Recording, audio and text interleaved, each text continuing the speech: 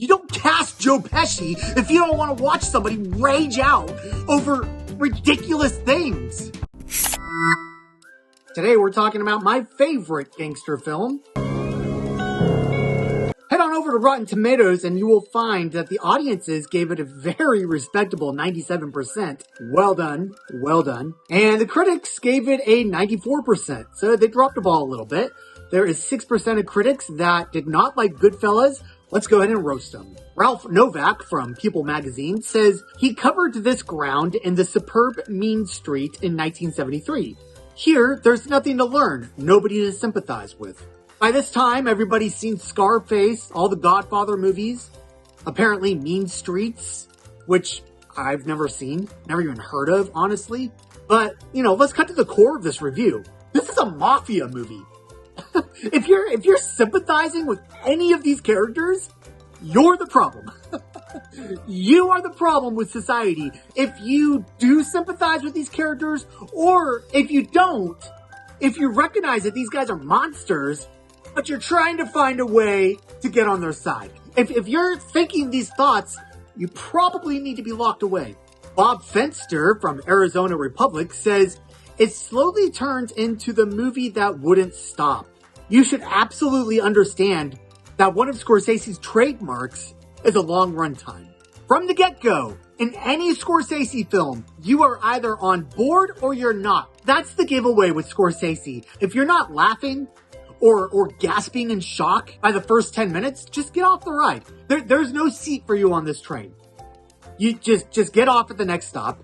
Everybody will win in the end. For instance, The Last Temptation of Christ was not for me. I turned it off halfway through because I realized this is the tone of the movie and it's not going to change. But you have a movie like Goodfellas, I'm cracking up and I'm enjoying the ride and I don't think it ever slows up. Stanley Kaufman from the New Republic says, lingering somewhere at the bottom of Goodfellas is a hint of desperation on Scorsese's part. Now, if anything, this critique reeks of desperation. He goes on to say that Scorsese seems to have scrabbled for this subject. Stanley here seems to be scrabbling for relevance. Stanley goes on, not fresh, even for Scorsese, as if he needed a success. Yeah, I'm sure the director of Taxi Driver, Raging Bull, and The King of Comedy was desperate for success. By this time in his career, Scorsese has already redefined cinema. And he did it long before Stanley got his first hickey, even though he was born in 1916. Then, once he had decided, he started to justify it. Please, how many other directors can you name that are able to explore the human condition through violence and ambition? And then Stanley has the audacity to say that Scorsese is trying to justify this mafia ring? No, I think he's just trying to expose how the sausage is made. All right, and you know what? Let's be honest. Martin Scorsese, Robert De Niro, they're probably part of the mafia. But damn if they don't entertain us. I mean, look at this guy. This review. What a nitpicking, pasta-slurping Godfather wannabe. This Stanley Kaufman is complaining about the garnish on his 5-star meal when he wouldn't even be dining like that if it weren't for movie makers like Martin Scorsese to provide him movies to talk about, which gives him a job. If Stanley were in this room with me, I would tell him to get in his armchair, polish his monocle, and rewatch Goodfellas until he could tell us what a good film is. And maybe, just maybe, he could write a review that doesn't sound like it's been dictated by a dead pigeon. Tom Carson from LA Weekly says Scorsese sets up the material as comedy, but he seems to consider it beneath him to let viewers find any of it funny. You don't think Goodfellas is funny? You don't get funnier than Joe Pesci. You don't cast Joe Pesci if you don't want to watch somebody rage out over ridiculous things. With Joe Pesci, you get simultaneously hilarious and absolutely horrifying. That is a very rare talent to have in any actor. De Niro can't even pull that off. He's just the same guy in every movie. Joseph Tomastic, from Loud and Clear Reviews, says, all I take out of Goodfellas, narratively, is an unpleasant experience with unpleasant people. And that's it. I don't like or care about any character. Yeah, okay, so this review sucks. but I would be worried about him if he cared about these characters. So the fact that he doesn't care about these characters, that shouldn't be a check mark against this film. That means that Scorsese did his job. All right, so let's jump on over to the audience reviews. Donald gives it 5 stars. Says, favorite since I was a kid. As a kid, huh? I bet Girls Gone Wild ranked pretty high on his list as well.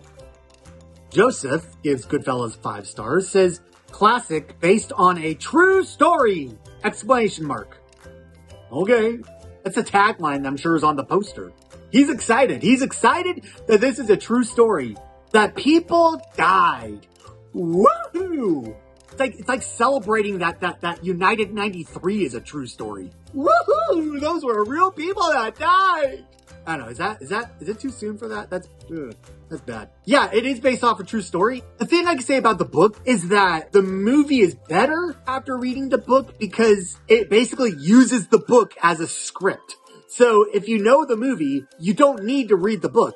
So it's a compliment to both the author of the book and both to Scorsese. The two are just so identical. You just get to choose the medium. How do you want to absorb the story of Goodfellas? You want to watch it or you want to read it? You're going to get the same exact story either way. There's somebody with no name, gives it 5 stars, says, Pesci steals the show. Well, does that mean he was method acting? Get it? Because the mob steals? Oh, I guess you could say the same thing about his character in Home Alone. All right, time for our most honest reviews. First one goes to Roger Ebert from Chicago Sun-Times. He says, no finer film has ever been made about organized crime. I'm glad I could finally agree with the great Roger Ebert. So that doesn't make me feel as bad as I have been. And then Jay Stone from Ottawa Citizen says, Tommy is dynamite and Pesci crawls right inside the role and steals the movie. Joe Pesci is definitely a standout. Well, that's all I got for Goodfellas. I will see you guys in the next video. This review couldn't be any more complimentary. And then Stanley has the audacity. To say that I would tell him to get in his armchair, polish his monocle, and I can't do it.